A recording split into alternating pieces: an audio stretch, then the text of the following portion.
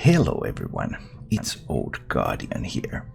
I often get asked about what are good cards to craft, so I decided to put together this small video about the 10 best legendary cards that you can craft in Rise of Shadows metagame. What does it even mean that something is a good card to craft? Well, I put together these 4 criteria for that. First of all, neutral cards are generally preferable over class cards, and multi-deck cards are preferable over single-deck cards. This makes sense, right? If you want to craft a legendary card and it can only be used in one single deck, and if that deck then becomes a little bit weaker in the meta, then you can't use that card anymore. But if you craft a legendary card that can be used in lots of decks, then even if some of those decks become weaker, some of them may become stronger, and you still have a use for the card itself. The second criterion is how significant the card is for the deck that you want to play it in. There are lots of cards that see play in many decks, but they're not really essential, they don't really provide that much for the deck, they're just good cards overall. But you would like to craft cards that are really important and central to the deck that you're playing, so that those really define your play experience. As a third criterion, uniqueness. Many legendary cards are extremely unique. They have an effect that you can't really replace with anything else. Sure, you might be able to replace the card in the deck with something else, but you lose that effect. And you want to craft these cards over cards that are more easily replaced. One example of a very popular legendary card right now that is played in lots of decks, but can be quite easily replaced, is Harrison Jones. Harrison Jones is a great card, a good legendary card, but weapon removal effect, you can just put in Acidic Swampus and you get not all of the effect, but some of the effect. As simple as that. So that's why Harrison is not at the top of your list of cards to craft, it's not unique enough. And finally, you always want to consider how long those cards have left in standard format. If you're playing standard, the time to use is important. Classic set cards, they are evergreens, they are there forever, they are obviously a great investment from that perspective. But other than that, you may consider, okay, which cards are rotating out first. Right now, we just had a standard rotation, everything has at least 1 year to go, so this is not very important at the moment. So those criteria can help you evaluate cards in isolation, in comparison to other cards. But ultimately, you need to remember that you are always crafting cards to build decks. It doesn't do you any good to have a wide variety of unique legendaries if you can't put together any decks with them. So while that unique legendary should be the first card you craft for a deck that you're building, it's the central piece of the deck that you're building, but your next craft choices might be dictated by your choice to go with that deck. So with all that said, let's finally get down to business. The top 10 legendary cards to craft in Rise of Shadows meta. Coming in at number 1, the first legendary card that you should craft currently in Hearthstone is Celiacs. Celiacs is the most used card in the game, it's in over half of all decks that are seeing play at the moment. It's a neutral card, you can put it in any class, it fits a ton of archetypes, it fits a ton of decks, Magnetic, Divine Shield, Taunt, Lifesteal, Rush, Mech.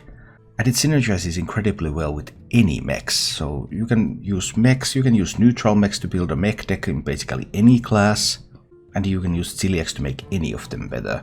Especially the Magnetic and Lifesteal part of this card is so huge.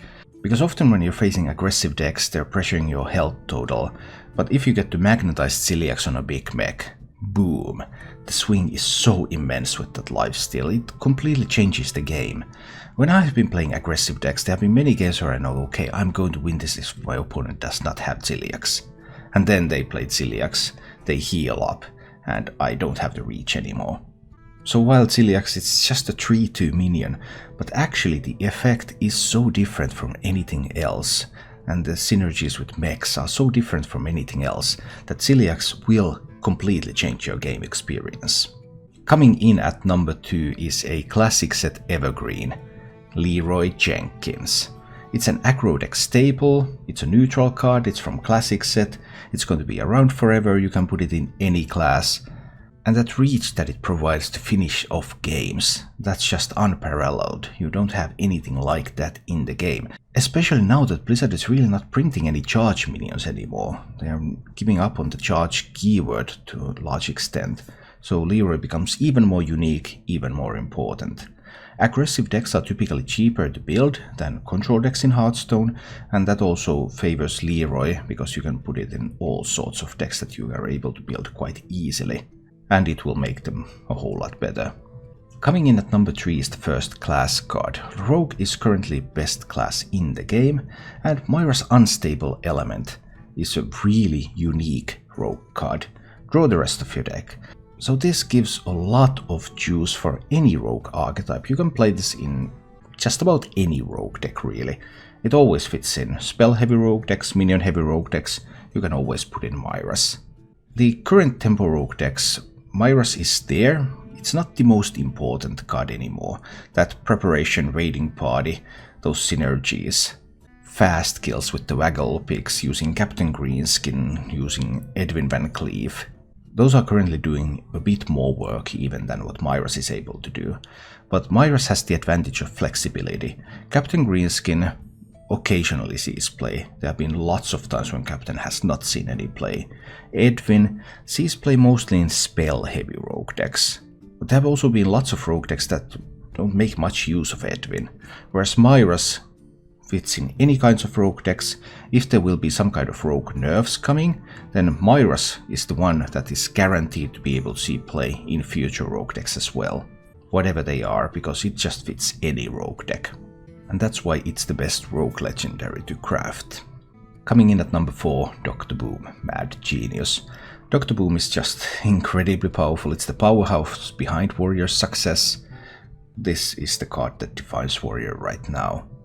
There is a downside to Dr. Boom, however, and that downside is that Warrior needs a lot of epic cards to really work. So you can't just craft Dr. Boom and succeed immediately with Warrior, or at least it's very difficult to do so.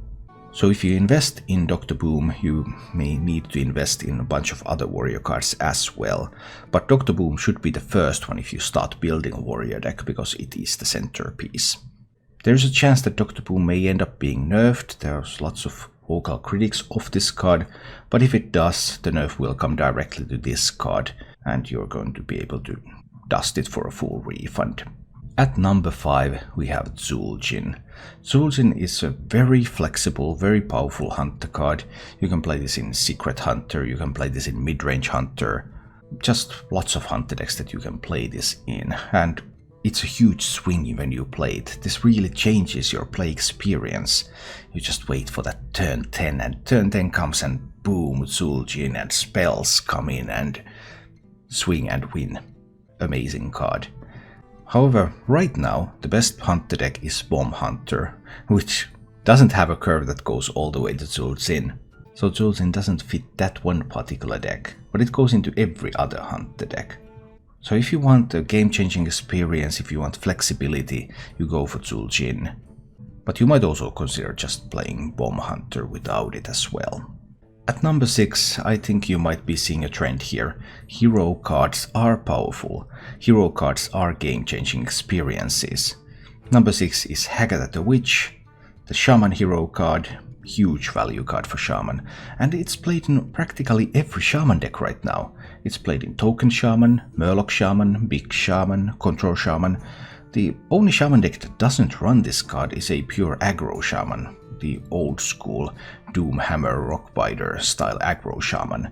But every other Shaman deck can benefit from this card, and its ability to give you random Shaman spells whenever you play minions when you're in Hagatha form. It's another card that really changes, a single card that changes the way you approach the game, changes the way you experience the game, and that's why it's one of the recommended crafts.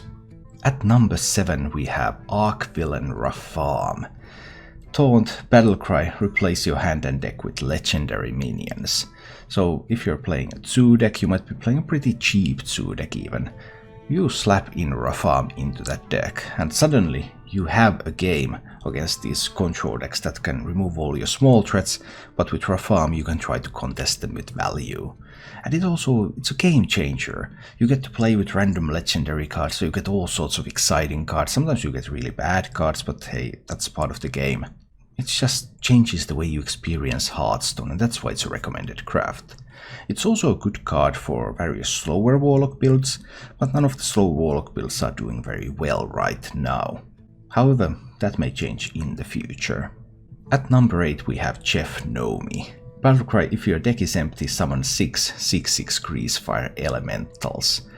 It's a tool for dedicated combo decks. You can build a pretty cheap priest combo deck around Chef Nomi actually, which is one very interesting venue that you can take with this one. But you can also put this into some kind of a rogue deck, for example, to have a little bit of extra juice at the end of the game against Warrior. It's a neutral card, so sky's the limit. Maybe there's a way to build a druid deck with Nomi. All sorts of these fast cycling decks and Nomi win condition have some potential. At number 9 we have Alexstrasza. Alexstrasza is the most flexible big legendary dragon. Set a hero's remaining health to 15. It attacks, it heals, it's a big body. If you want to use dragons, there currently are not that many dragons in the game, especially good dragons. So you need at least one big legendary dragon to have enough dragons for dragon synergies. And Alexstrasza is the most flexible one of them all. And finally at number 10, Archivist Elysiana, the ultimate control versus control card. If you go to a control matchup, you don't have Elysiana, but your opponent does, you're just about guaranteed to lose. Neutral card, goes in any class, but only in control decks of course. And it's so good and so game defining that it might even get nerfed in the future. But if there's going to be any nerf to Elysiana, it's going to be directly to Elysiana, which means that you will get a full dust refund if you dust it. So there's no real reason to be afraid of that. Those were the top 10 legendary cards to craft in Hearthstone's Rise of Shadows metagame. So should you now go through this list and craft them from 1 to 10?